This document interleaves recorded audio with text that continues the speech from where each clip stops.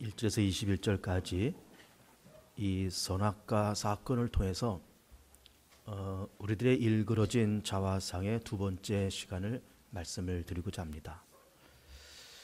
하나님은 엿새에 걸쳐서 천지 만물을 창조하십니다. 빛을 만드시고 둘째 날 궁창, 또 궁창 위의 물과 궁창 세 번째 날에는 바다와 육지, 그리고 또 육지의 식물들을 만드시고, 그리고 네 번째 날은 일월성신, 또 다섯째 날에는 어류와 조류, 그리고 마지막 여섯째 날에는 육지 동물과 사람을 그렇게 순서적으로 창조를 해 나가십니다. 그러면서 하나님께서 그 창조의 때에 에덴 동산을 만드시면서 거기다가 아름다운 나무와 또 유실수를 심어 놓으시고 곡식을 자라게 하시면서 그 아담과 하와를 만드신 다음에 그 아담과 하와에게 하시는 말씀이 이 동산 안에 있는 모든 나무의 열매는 너희가 먹어도 좋지만 동산 한복판에 있는 이 선과 악을 알게 하는 이 나무의 열매만큼 먹지 말아라, 그렇게 말씀하십니다. 그러니까 이 에덴 동산은 참 완벽한 낙원이고 평화로운 그런 땅인데 거기에는 생명나무가 있고 선악과가 있다. 또 거기에서는 하나님께서 선악과를 주시면서 이거를 너희들이 따먹지 말라, 그렇게 말씀을 하십니다. 결과적으로 놓고 보면 이 아담과 하와가 그 선악과를 따먹으면서 죄가 세상에 들어오고 또 사망 권세가 들어오고 사단이 공중 권세를 잡는 그런 어려운 일들이 세상에 벌어지게 되었습니다. 그런데 우리는 이 선악과 사건을 보면서 왜 하나님께서 그 선악과를 만들어 놓으셨을까? 또 그 선악과가 어떤 의미가 있을까? 이런 거를 우리가 먼저 볼 필요가 있습니다. 그것은 이런 겁니다. 하나님께서 세상을 만드시고 아담과 하와라는 인간을 창조하신 다음에 하나님께서 하셨던 말씀은 내가 창조지어 너희가 피조물이고 또 너희는 내가 택한 백성이고 너희가 기도하는 것, 요구하는 것 내가 다 들어줄 수 있고 내가 너희들을 용서하고 또 내가 너희들에게 좋은 것을, 각종 좋은 것을 아낌없이 줄 용의가 있지만 적어도 요 정도만큼은 너희들이 지켜줬으면 좋겠다라고 하는 어떤 최소한의 어떤 규범, 최소한의 질서를 그렇게 말씀을 하신 거예요. 이 최소한의 질서라는 것을 여러분 잘 생각해 보세요. 이거를 지킬 때 평안함이 있고 서로가 의리가 상하지 않고 그리고 그 공동체 안에 화평과 평화가 임할 수가 있는 거예요.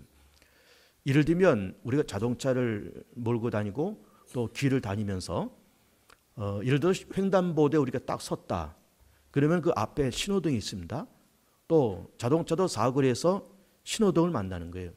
그러면 파란불이 켜졌으면 내가 갈 수 있고 또 빨간불이 켜져 있으면 내가 멈춰야 되고 횡단보도에서는 건너지 말아야 되는 겁니다. 이것이 사람과 사람 간에 또 사람과 운전자 간에 또 운전하는 내 차와 저 차 간에 이것이 서로 간의 약속인 거예요. 이 약속이 깨져버리면 굉장한 혼란이 생기는 겁니다. 그래 이 신호등이라고 하는 것은 어떤 작은 하나의 물건에 비교할 수 있고 또 어떤 그 빨간불이다 파란불이다라고 하는 어떤 단순한 어떤 과학의 원리지만은 그러면서 빨간불은 이거는 서로 멈추자, 파란불은 서로 가둬뒀다라고 하는 이것이 이렇게 교통의 흐름과 보행자들 간에 그것이 안전을 보장해주고 그런 최소한의 어떤 약속을 지킬 때 서로의 재산과 생명이 보존되고 질서가 유지된다 이거예요. 이것이 깨져버리면 큰 혼란이 생기는 겁니다. 그러니까 하나님께서 창조주요 우린 피조물인데 그래 너와 나가 격이 없이 그렇게 지내자. 내가 너희 사랑해 줄게. 요구하는 건 내가 다 응답해 줄게.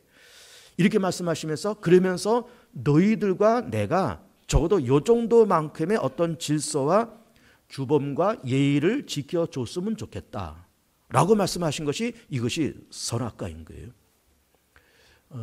이것이 우리 사회도 마찬가지입니다. 그래서 우리 교회도 제가 담임 목사고 여러분이 교우들이잖아요. 그러면서 뭐 담임 목사도 뭐 하나의 인간에 불과한 존재고 여러분도 하나의 사람이고 다 그렇지만은 그러면서 뭐 이제 여러분들이 뭐 목사님도 뭐 우리랑 똑같은 다 사람이고 다 그런데 뭐 나도 뭐 기도하다가 은혜 받은 사람이야. 그러면서 덜렁덜렁 주일날 가운 입고 와서 예배 인도하고 성찬식도 하고 나도 뭐 우리 교회에서 당회장 할래. 그러면서 당회장도 하고 재직회장도 하고 뭐 이렇게 되다 보면은 이 교회가 혼란이 생겨버리는 거예요. 또 목사도 교우들 바라보면서 뭐 목사라는 이 일이 열심히 말씀 가르치고 기도하고 신방하고 행정하고 이런 것이 목회 아니겠습니까? 그러면서 교우들 바라보면서 좀 열심히 일하는 교우들은 가까이 하고 좀 이렇게 눈에 잘 들어오지 않는 교우들은 다 멀리하고 다 내쫓아 버리고 욕해가지고 그냥 상처 입혀서 내쫓아 버리고 그러면 교회는 질서가 다 깨져버리는 거예요. 평화가 다 깨져버리는 겁니다. 그러니까는 우리 똑같이 개봉중앙교회는 공동체 안에 우리가 이렇게 있지만은 당회가 존재하고 재직회가 존재하고 그리고 담임 목사가 있고 당회장과 재직회장이 있고 그래서 담임 목사가 당회장과 재직회장을 겸하고 그리고 우리 장로님들 중심으로 당회가 있고 당회에서 결정한 사항을 재직회가 실행하고 그러니까 당회는 어떤 것을 결의하는 기관이고 재직회는 실행하는 기관이고 각 구역이 존재하고 남녀 성계 교학교가 존재하고 이렇게 어떤 서로 간의 약속과 질서가 있어야 교회라는 공동체가 평안하게 그리고 아주 원활하게 그렇게 움직여 나갈 수가 있는 겁니다. 이것이 이 질서가 깨져버리면 교회는 혼란이 찾아오는 거예요. 교통의 흐름도 신호등을 지켜야 되는 것이고 교회 안에도 질서를 지켜야 되듯이 하나님도 천지 만물을 창조하시고 인간을 창조하시면서 내가 너희들과 격의 없이 지내는 것은 다 좋지만 저도 이 정도만큼의 질서는 지켜줬으면 좋겠다라고 말씀하신 것이 이것이 선악과인 거예요. 이것이 발전되어서 나중에 이것이 계명과 율법으로 발전되죠. 하나님께서 이스라엘 민족을 선택하십니다. 출애굽을 시켜주십니다. 적과 꿀이는 가나안 땅으로 그렇게 인도해 가시면서 나는 하나님의 너희는 내 백성이요. 너희들 기도하면 내가 응답할 것이고 너희가 예배하면 내가 받고 너희를 사랑하고 축복해 줄 텐데 저도 이 정도만큼의 질서를 지켜줬으면 좋겠다라고 말씀하신 것이 이것이 계명과 율법인 거예요. 이것이 확장돼서 어디까지 가는가 하면 이제 십자가까지 가는 겁니다. 그러면서 하나님의 독생자 예수께서 이 땅에 오셔서 우리와 모든 인류의 허물과 죄를 담당하시고 십자가에서 죽으시고 부활하시면서 그러면서 하나님께서 우리를 선택하셔 불러오시면서 우리 가운데 요구하신 것은 믿음을 요구하신 겁니다. 내가 내 아들 예수를 너를 위해서 보냈다. 내가 내 아들 예수를 온 인류를 위해서 보냈다. 내 아들 예수가 온 인류의 허물과 죄 또 너 자신의 허물과 죄를 담당하고 내 아들 예수가 십자가에서 죽고 그리고 부활했다. 예수의 십자가의 죽음 앞에 모든 인류의 죄가 거기에서 다 정리되고 예수의 부활 앞에 모든 인류의 부활이 거기에 존재한다. 그러면서 믿어라 이 말씀을 하시는 거예요. 그러니까 이 선악과 사건은 하나님과 우리와의 어떤 최소한의 예의와 규범이고 이것이 발전돼서 율법과 계명이 되었고 이것이 발전돼서 십자가가 되면서 그러면서 우리 가운데 요구하신 것은 믿음을 그렇게 우리 가운데 요구를 하고 계시는 거예요. 그런데 에덴 동산 안에서 선악과를 먹지 말아라 말씀하신 것이 발전되어서 율법과 계명을 지켜라 이렇게 말씀하시고 이것이 또한 발전되면서 믿음을 가져라 그렇게 말씀을 하신 거예요. 그래서 우리가 천국에 들어갈 때 우리가 돈으로 가는 세상이 아니고 천국은 명예와 권세와 세상의 직분을 가지고 가는 세상이 아니라 믿음을 가지고 가는 세상이 천국인 거예요.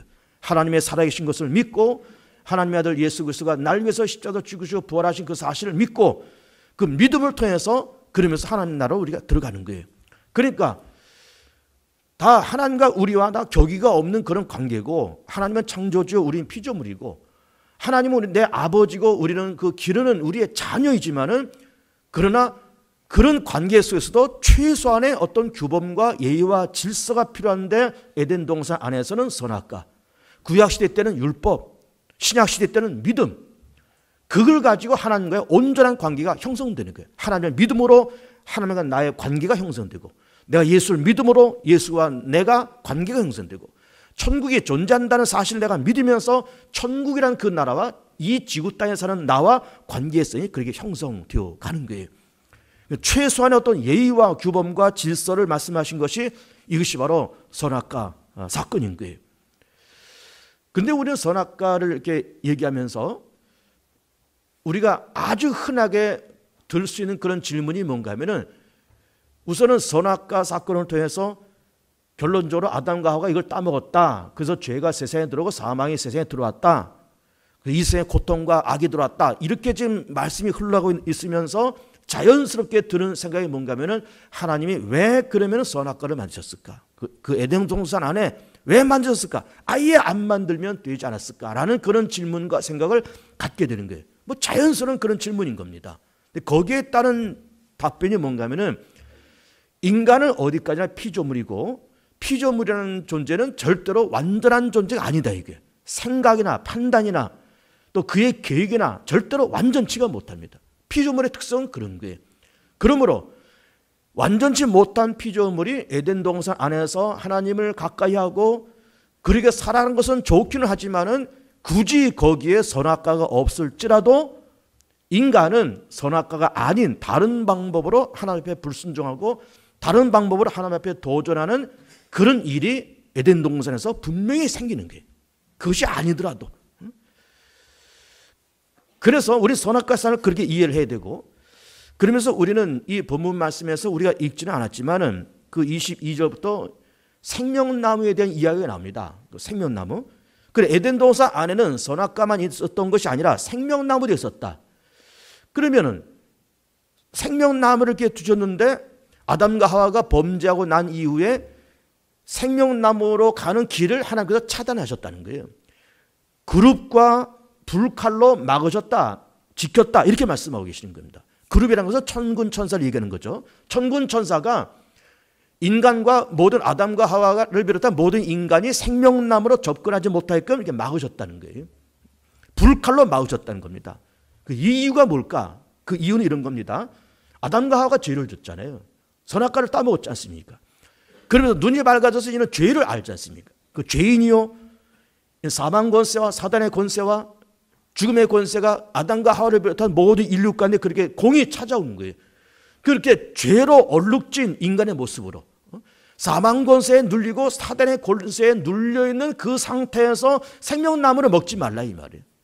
죄를 지은 그 상태에서 범죄한 그 상태에서 사망 권세를 머리에 뒤집어 쓰고 있는 그 모습으로 영생하지 말라는 거예요. 영생하는 것이 축복이지만 그런 모습으로 영생하지 말라 그 말이에요. 예를 들면 이런 겁니다. 장수하는 것은 물론 축복입니다.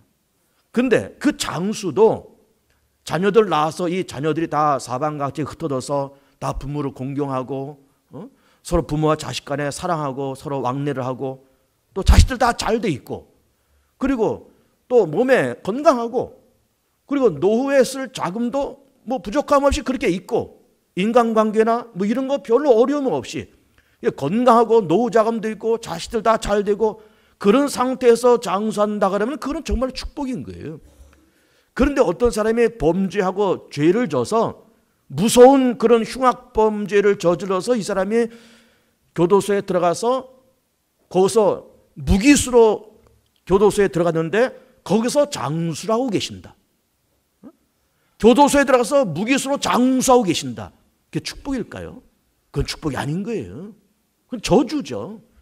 그러니까 장수하고 영생하는 것 좋지만 어떤 상태로 장수하느냐, 어떤 상태로 영생하느냐 이게 문제인 거예요. 그래 아담과 하와가 죄를 짓고 그래 죄에 대해서 이제는 눈을 뜨고 이제는 범죄의 세상에 사단의 권세에 눌려 있고 흙으로 돌아간다라고 하는 이런 상태로 영생한다는 건 이거는 저주인 거예요. 죄를 지은 상태에서 영생한다는 건 이거는 저주인 거예요.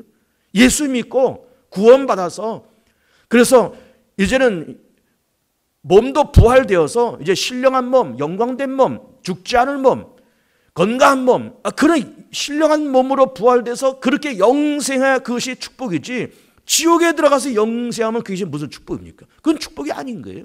그렇기 때문에 죄 지은 그 상태로 영생하지 못하게끔 하나님께서 생명나무를 그룹들로 천군천사로 막으시고 불칼로 그 길을 막으셨다는 거예요. 우리는 선악과 사건과 생명나무 사건을 오늘 창세기 3장에서 그렇게 우리는 찾아볼 수가 있는 겁니다. 그러면서 우리는 독특하게 이 창세기 3장에서 우리 흔히 그 선악과 사건과 생명나무 사건을 볼 수 있지만은 원시복음을 찾을 수가 있다. 원시복음. 우리 복음 그러면은 흔히 요한복음 3장 16절을 얘기합니다. 아주 유명한 성경 구절 아니에요? 모든 사람이 죄를 범하여 하나님 영광이지 못한다는 로마서 말씀과 더불어서 하나님께서 세상을 이처럼 사랑하사 독생자를 주셨으니 누구든 저를 믿는 자마다 멸망치 않고 영생을 얻게 하라 하심이라라는 그 요한복음 3장 16절 말씀, 너무 유명한 말씀이잖아요. 그것이 물론 복음이라는 것이 하나님 말씀 전체가 복음이고, 복음은요, 복음 중에 복음을 압축하면은 요한복음 3장 16절인데, 그것은 신약에서의 복음이라 그런다 그러면 구약에서의 복음이요, 구약에서 원시적인 복음의 그 형태가 15절 말씀입니다. 15절 말씀. 여러분 15절 말씀 보시면, 내가 너로 여자와 원수가 되게 하고 내 후손도 여자의 후손과 원수가 되게 하리니 여자의 후손은 내 머리를 상하게 할 것이요. 여자의 후손은 그리스도를 말합니다. 그리스도가 여자의 후손으로 탄생해서 내 머리, 사단, 너 머리를 상하게 할 거다. 그러나 너는 그의 발꿈치를 상하게 할 거다. 발꿈치를 상하게 한다. 사단은 여자의 후손인 그리스도의 발꿈치를 상하게 한다. 실제로 발꿈치를 상하게 했죠. 가룟 유다가 배신하고 빌라도가 사형재판 내리면서 예수께서 갈보리 산에 올라가서 십자를 짊어지시고 가시관, 두 손 두 발의 못, 옆구리의 창, 이게 발꿈치를 상하게 된 거죠. 그래서 사단은 가룟 유다를 충동하고 빌라도를 충동하고 유다의 백성을 충동해서 예수 십자가에 못 박아라 소리를 지르면서 결국 그렇게 발꿈치를 상하는 일에는 사단의 성공했는지 모르지만 그리스도는 사흘 만에 부활하시면서 그 사단의 머리를 부셨다는 거예요. 머리를. 사단의 권세, 사단의 어떤 능력, 사단의 활동을 예수께서 멈추게 하셨다는 거예요. 이것이 구약에 나오는, 창세기에 나오는 원시복음인 겁니다. 원시복음. 그러면서 이렇게 우리는 창세기 3장 말씀 보면서 선악과 사건과 생명나무 사건과 원시복음을 우리 이렇게 이해를 해 볼 수가 있는 겁니다.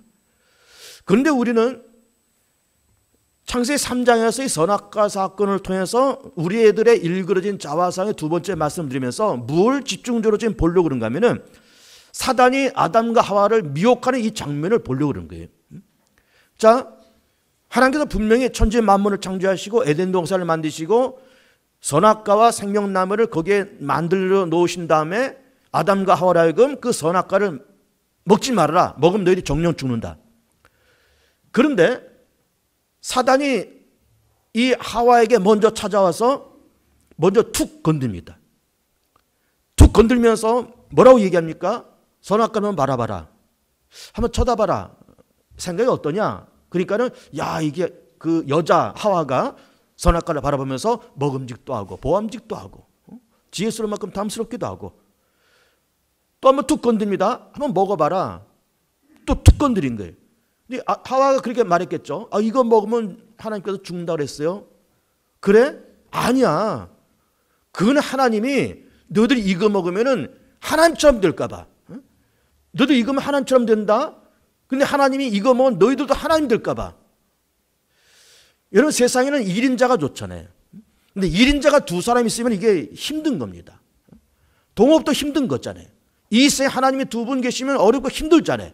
그래서 아담과 하와가 또 사단이 그렇게 말하기를 봐라. 하나님께 먹지 말라 했지. 왜 그런 줄 아냐? 이거 먹으면 너희들 눈이 밝아서 하나님처럼 될까 봐. 하나님에게 또 다른 하나님이 생길까 봐. 경쟁자가 생길까 봐. 이건 먹지 말라고 말씀하신 거야. 괜찮아. 먹어도 돼. 그러면서 아담과 하와를 툭 하고 미는 거예요. 이게 놀라운 겁니다.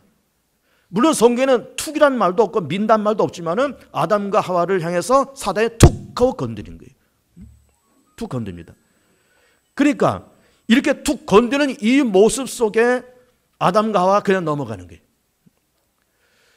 그런데 이렇게 툭 건드는 이 모습이 성경에는 여러 번 나옵니다. 에덴 동산 안에서만 나오는 것이 아니라 여러 군데 나옵니다.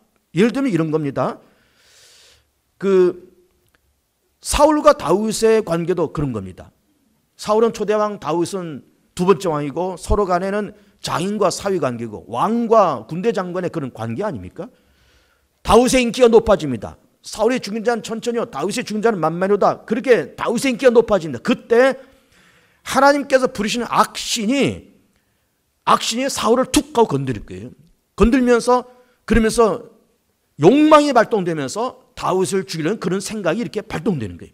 툭 하고 건드리는 거예요. 너 다윗을 한번 제거해. 야, 너 다윗 계속 놔두면 너 네 자리가 위험하고 네 목숨이 위태해.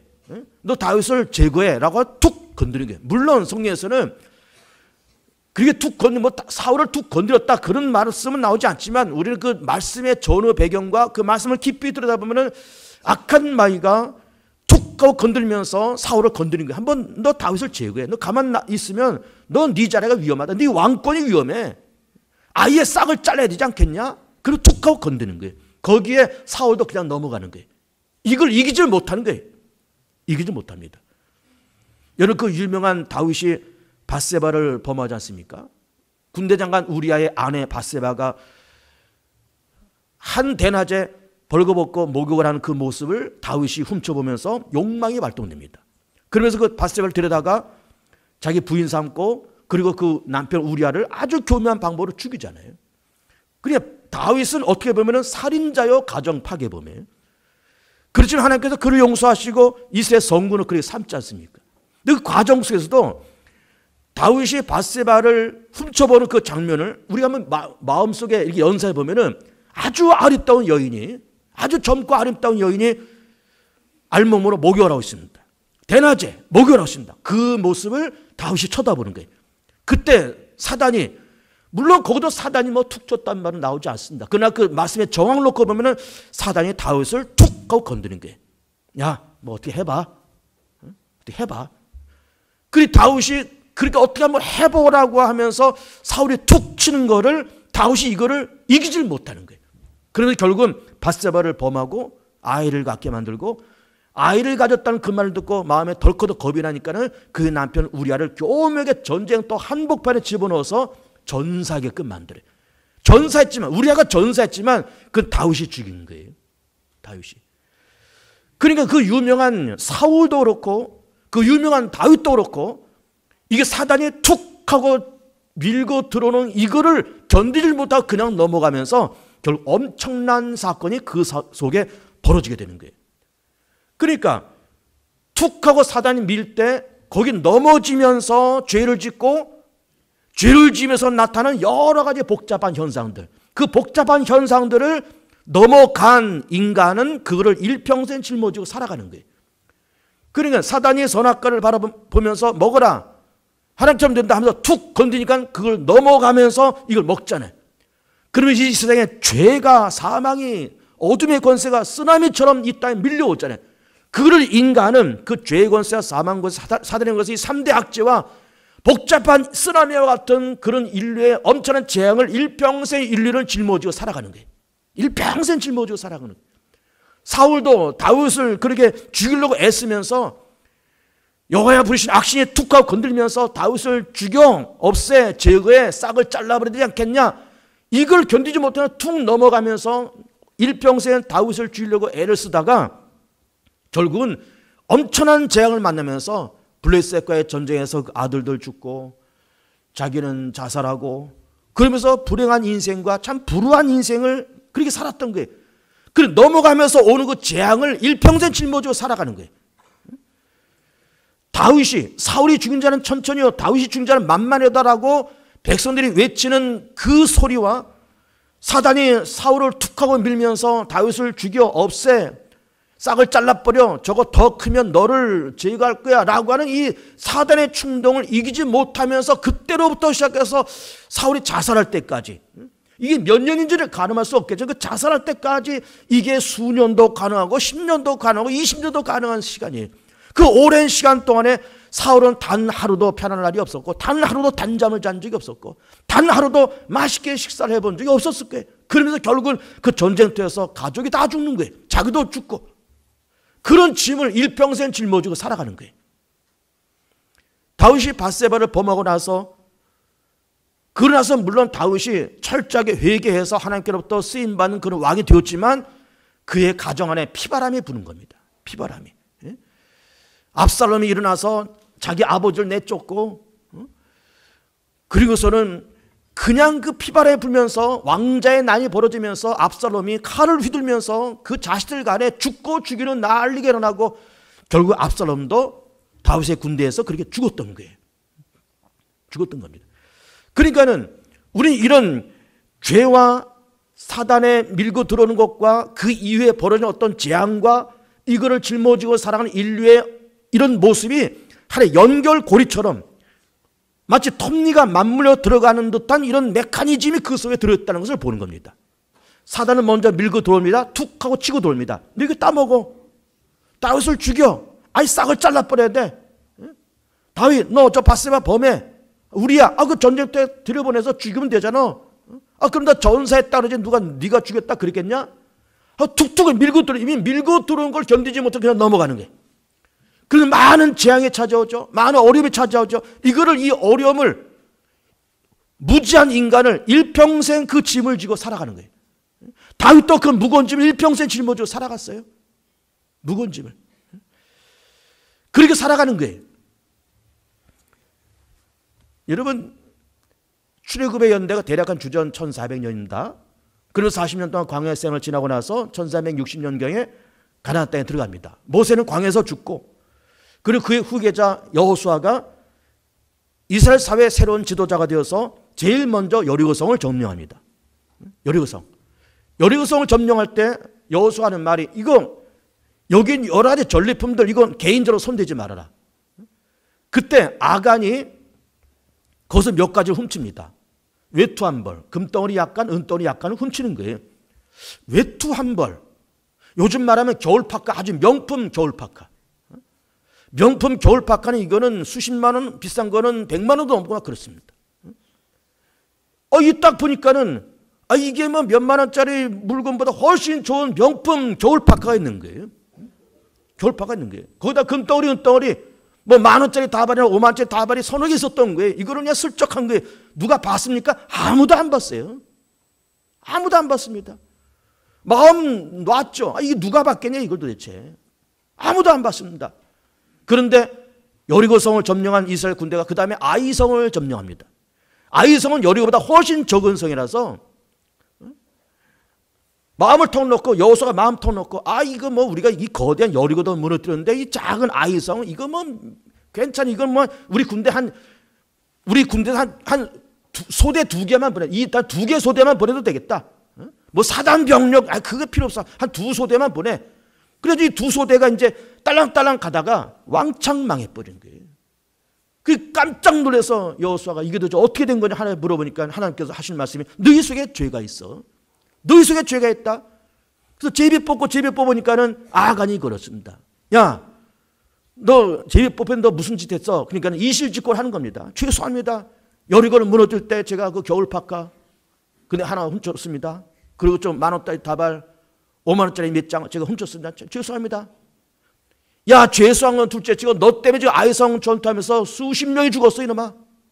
그래가지고 이 아간과 그의 가족들을 딱 묶어서 죽여가지고는 아골골자에다 다 집어넣습니다. 거기가 아골골자이게. 아간과 그의 집안이 몰살당한 그 장소가 아골골자이게. 그러니까 아간도 그 여리고성을 그렇게 무너뜨리면서 그 모든 전리품을 개인적으로 착복하지 말라고 그 여호수아가 분명히 말했고, 그렇지만 이 겨울파카 명품 파카 딱 보니까는 그냥 눈이 휙 뒤집힌 거예요. 나이키, 노스페이스 막 이래 보니까 막 눈이 확 뒤집히잖아요. 이게 막 100몇십만 원짜리 이거. 슬쩍 했는데 이게 그것 때문에 엄청난, 그러면서 그 사단이 툭 하고 들어왔을 것 아닙니까? 아간에 툭 들어오면서 야 아간 여기 하나 슬쩍 해. 누가 보냐 지금. 아무도 안 봐. 아무도 안 봐. 그냥 해봐. 그 만 원짜리 다발 5만 원짜리 다발 몇 개 쓸 때 누가 보냐. 아무도 안 본다. 하나 툭 하고 건드리는데 건드리는 그것에 그냥 넘어가면서 그건 그렇게 오면서 아이성 전투에서 실패하고 그의 가족들이 몰살당하는 그 아픔을 짊어지고 결국 아골골짜기에서 아간은 죽은 거예요. 아간은 죽은 겁니다. 성경에 몇 가지 예를 좀 들고 있고 선악과 사건을 좀 얘기하고 있지만은 이런 일이 현대도 똑같이 벌어지고 있는 겁니다. 똑같이. 예를 들어서 사업을 하는 어떤 분이 이렇게 세금 영수증을 이렇게 하면서 요거 뭐 장부를 몇 개 살짝 장부에 글자 몇 개 이렇게 살짝 속이고 뭐 있는 거 없다 그러고 없는 거 있다 그러고 장부와 영수증에 살짝 몇 개 속이면은 이 세금을 안 내도 되는 그런 것이 있다고 치세요. 쳐보세요. 이건 누가 알겠습니까? 누가 알겠어요? 그런데 그런 미혹이 사업을 하는 사람들에게는 끊임없이 찾아오는 거예요. 끊임없이 찾아오는 겁니다. 그리고 서류 몇 장 위조하면은 이게 엄청난 이권이 들어올 수 있다라고 생각하면 이것도 역시 끊임없이 우리 가운데 밀려들어오는 거예요. 끊임없이. 그런 미혹이 우리의 삶 속에 항상 찾아들어오는 거예요. 그래서 사단은 우리를 이렇게 치고 들면서 야, 그까지 그 서류 몇 장 그냥 슬쩍 해. 아이 뭐 있는 거 없다 그러고 없는 거 있다 그러고 그 뭐 다 일일이 다 그 신고하냐? 그냥 쓱쓱 빼서 신고하지. 그래야 세금 좀 덜 내지. 이런 미혹이 끊임없이 찾아오는 거예요. 끊임없이. 그 우리는 그까지 그 뭐 푼돈이고 그까지 그 누가 알겠는가? 아니면 뭐 서류 몇 장 이렇게 슬쩍 해서 엄청난 이권이 들어오는 어떤 수가 있다 그럴 때 이거를 견디기가 사실은 굉장히 어려운 거예요. 그 미혹을 넘어가기가 굉장히 어려운 겁니다. 굉장히 어려운 거예요. 근데 그런 것도 그런 거지만 지금 20세기를 넘어가서 21세기를 접어들면서 우리 한국 사회와 이 지구 땅에 불어닥치는 어떤 어둠의 물결이 사단의 어둠에 치고 들어온 그런 물결이 분명히 있습니다. 여러분 그게 뭔지 압니까? 불신앙의 세력이에요. 탈종교, 탈신앙의 바람이에요. 탈신앙의 바람. 여러분 우리나라도 지금 소득 2만 불이 넘었지 않습니까? 박근혜 대통령 되면서 자기 임기 내에 4만 불로 가겠다고 그랬는데 이제 뭐 3년 지나고 4년째 접어들었지만은 이제 4만 불은 고사가지고 3만 불도 못 넘고 있어요. 뭐 2만 7천, 8천 그러고 있습니다. 그런데 보세요. 어쨌든 2만 불이라는 것이 이것이 요술방망이 같은 게 2만 불이에요. 어느 나라나 2만 불을 넘게 되면 어떤 현상이 벌어진가 하면 탈종교와 탈믿음의 이런 현상이 벌어지는 거예요. 그럼 2만 불이라는 말이 뭐냐? 2만 불이라는 말은 이제는 그 사회에 경제적으로 먹고 사는 문제가 해결되고 이게 중산층의 나라가 됐다 이 말이에요. 먹고 사는 문제가 해결됐다 이 말이에요. 우리나라도 참 감사하게도 먹고 사는 문제 해결된 나라입니다. 해결된 나라예요. 뭐 청년 실업 문제가 많고 다 그렇다고 얘기를 하지만은 어쨌든 몸 건강하고 어떤 일할 만한 의지가 있으면은 일할 때는 있어요. 뭐 대기업과 같이 뭐 이렇게 연봉을 뭐 1억 2억 떵떵거리며 주는 그런 회사는 아닐지라도 뭐 한 달에 뭐 한 2, 300만 원 그렇게 벌 수 있는 그런 직장은 여전히 있습니다. 여전히 있어요. 안 해서 그렇지. 그래 우리는 그런 세상이 되었고 하나님의 축복세에 우리나라 그렇게 되어서 2만 불, 소득 2만 불 넘는 그런 시대가 되었는데 그렇게 되면서 이 한반도를 비롯한 온 세계에 어떤 바람이 부는가 하면 탈종교, 탈믿음의 시대에 그 바람이 부는 거예요. 먹고 사는 문제가 어느 정도 해결되니까. 먹고 사는 문제가 해결되니까. 그리고 이제는 점점 의학이 발전되고 과학이 발전되면서 인간의 수명도 점점 늘어가니까. 여러분 놀라운 것은요. 우리나라가 60년대를 기준하고 지금 2016년 아니에요? 한 50여 년이 지났지 않습니까? 50여 년이 지나면서 우리 대한민국 사람들의 평균 수명이 얼마나 늘었을 것 같아 생각합니까? 20년이 늘었어요. 20년이. 여러분 20년이 적은 세월입니까? 60년대보다 지금이 50년 지나면서 평균 수명이 20년이 늘었다니까. 그럼 그게 뭐예요? 다 잘 먹고 잘 사는 시대가 되었고 의학과 과학이 발전됐으니까 그렇게 됐다 이거예요. 그래 의학과 과학이 발전돼서 이제는 뭐 심지어 의학자들은 어떻게까지 얘기하는가 하면은 이제는 사람이 불로장생하는 시대. 심지어 인간은 죽지 않을 수도 있는 존재가 될 수 있다라고 얘기하는 거예요. 야, 여러분이 놀라운 얘기 아닙니까? 야, 불로장생 시대 뭐 120살을 살고 150살을 살고 그런 말이 요즘 심심찮게 나옵니다. 200살 산다. 그런 말도 나오고 심지어 인간은 이제는 과학과 의학이 발전돼서 불로장생한다 이제는. 불로장생의 시대가 될 수도 있을 수도 있어요. 그런데 문제는 뭐냐? 그렇게 의학과 과학이 발전되고 소득이 점차 늘어가면서 사단이 한 사회와 한 개인을 툭툭 치면서 무엇을 우리 가운데 건드리는가 하면은 야, 이제는 먹고 사는 거 다 해결됐지. 이젠 장수 시대가 됐지. 이제 뭐 아프기만 하면 보험카드 들고 그냥 쫓아다니면은 다 보험이 해결해주고 건강보험 해결해주고 사보험이 해결해주고 이제는 뭐 다 해결해주니까 우리나라 보험제도가 얼마나 잘 됐어요. 건강보험은 특별히 잘 되는 나라예요. 우리나라는. 거기다 뭐 여러 가지 사보험도 다 들고 있고. 그러니까 뭐 아파도 걱정이 없고 의학도 발전되고. 그러니까는 뭐 굳이 우리가 뭐 예수 믿고 하나님을 섬기고 굳이 뭐 교회 다니고 사단이 툭툭 건드리면서 야, 뭐 이제 보험카드가 다 잘 돼 있고 이제 다 먹고 살만한 때인데 뭐 네가 뭐 그렇게 뭐 애걸복걸하면서 교회 다니고 뭐 하나님 섬기고 뭐 금식하면서 기도하고 새벽에 그냥 눈 비비면서 새벽 기도 다니고 그럴 필요 뭐 있냐? 그냥 뭐 적당히 놀고 먹고 그냥 적당히 취미생활하고 좀 그렇게 해. 여러분 우리나라가 레저 산업이 얼마나 발전됐습니까? 주 5일 근무제가 돼가지고 우리 대한민국만큼 놀이 문화와 밤 문화가 발달된 나라가 과연 어디 있을까요? 이 지구상에 밤 문화가 발전된 나라. 부정적인 거지만 너무너무 밤 문화가 발전된 나라고 너무너무 놀이 문화가 발달된 그런 나라예요. 노는 일이 너무 많고 볼거리, 먹을거리, 구경거리, 여행거리가 지처럼 널린 것이 우리나라 아니겠습니까? 그리고 우리 살살 사단이 우리 건드리면서 야 뭐로 이제 예수 믿는 거 그만해. 못 먹고 다 힘들 때 예수 믿고 다 뭐 금식하고 뭐 작정 기도하고 다 그러지. 야 이제 너 먹고 살만한 거 해결되고 아직 보험도 잘 돼 있는데 이제는 그냥 적당히 즐기고 그러면서 살아. 이런 풍조가 한반도를 비롯해서 전 세계 지금 이 어둠의 물결이 그렇게 있는 거예요. 개인적도 마찬가지. 개인적도 마찬가지. 그리고 점점 교회를 슬슬 떠나고 믿음도 슬슬 떠나고 그러면서 이 탈종교와 탈신앙의 시대가 점점 되는 것이 이것이 소도 2만 불을 넘어가면서 벌어지는 이게 놀라운 현상이에요. 사단이 계속 밀고 들어온 겁니다. 사단이. 여러분 그런 걸 느낍니까? 이런 이제 구역 예배가 시작됐잖아요.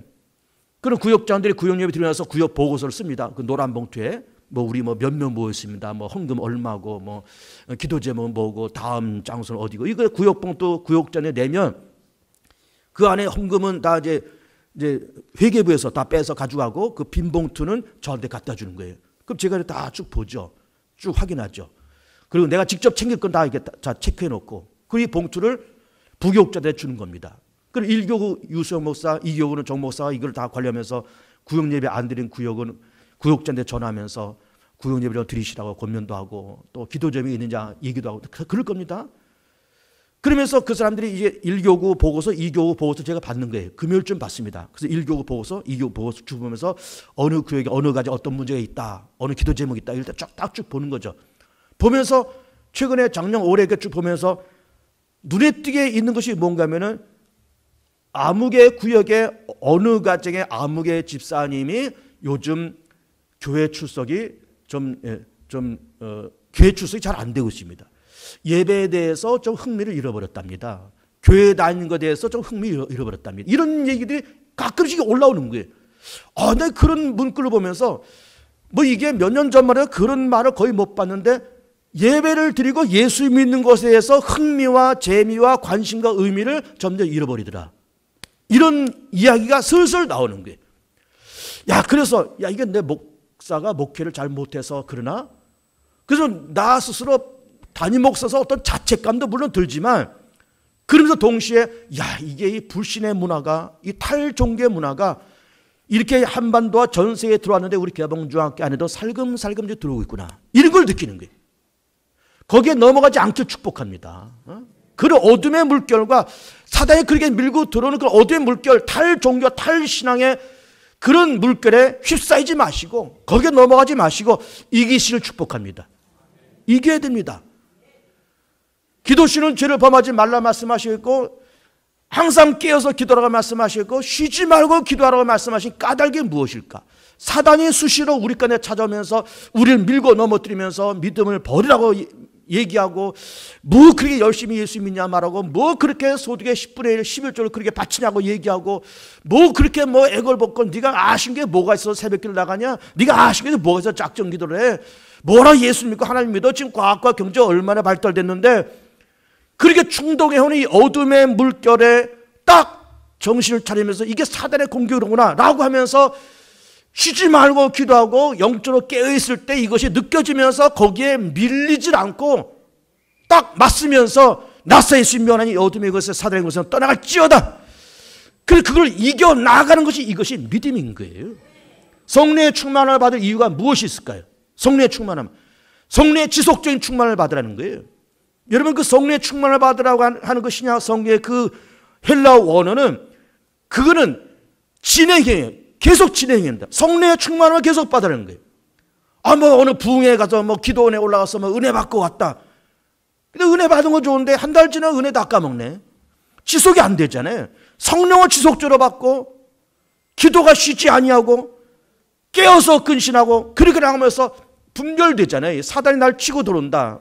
사단이 세상을 치고 들어온다. 이 불신 문화와 탈종교의 문화로 세상을 지금 미혹하고 나를 지금 밀고 들어있구나. 악한 마귀야, 내가 너의 존재를 알아. 네의 계획을 알아. 너의 괴계, 그 악한 길을 내가 안다. 내가 나세의 시면에 넌 저를 받고 떠나갈지어다. 그러면서 이걸 물리치고 일어서는 것, 이것이 믿음인 거예요. 이게 믿음이지 그냥 시류에 이렇게 흘러가면 이리 흘러가고 저리 흘러가고, 사단이 이리 끌고 가면 끌고 가고, 사단이 저리 끌면 저리 가고, 비틀비틀하다가 그냥 다 말아먹는 거예요. 다 말아먹는 거예요. 인생 다 말아먹는 거예요.